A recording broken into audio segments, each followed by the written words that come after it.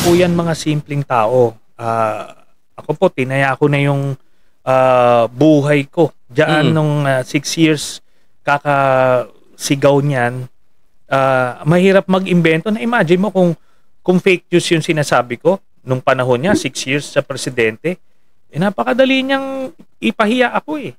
Kasi natalo kayo nun ng social media. Kasi naging hawak niya yung social media during the time. Binuhusan. Oo. Pero ngayon, dapat naman, medyo, buksan nyo naman yung puso't isipan nyo na, bakit naman ako mag-iimbento ng ganyang kabigat na akusasyon, di ba? Kasi ganun kanila kinaracter assassination. Winasak nila yung credibility mo para anything na sasabihin mo, pagtatawanan ka ng taong bayan. Doon ka nila inunahan. Tinamaan yung mensahe. Yung messaging. messenger ang tinira. Pero, I think, lahat nung nilaban mo, nung panahon na yon, mukhang sabi mo nga, bilog ang mundo. Yes. Pero ito yung yung peligro diyan. Kasi ngayon nandito tayo sa punto na nakakakita sila ng opening dahil dito sa mga kontrobersya. Itong grupo ng mga gusto nilang sakyan itong mga issue para makabalik sa pwesto at mapatalsik si President Marcos. Yun ang kailangan nating bantayan kasi talagang na-imagine mo naman yun pag nakabalik sa pwesto sila Sara Duterte.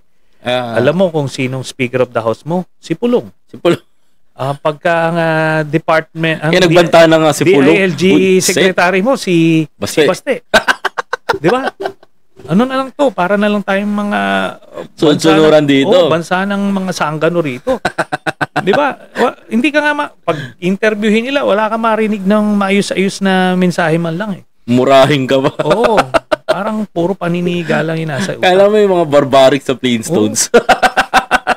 Kaya ini-imagine ko So imagine mo, kaya kailangan, huwag tayong magkumpiyansa. Di ba? Kailangan sama-sama tayo na. Sa akin lang, Sen, to be honest. Napag-usapan natin, na-open up mo naman si Presidente.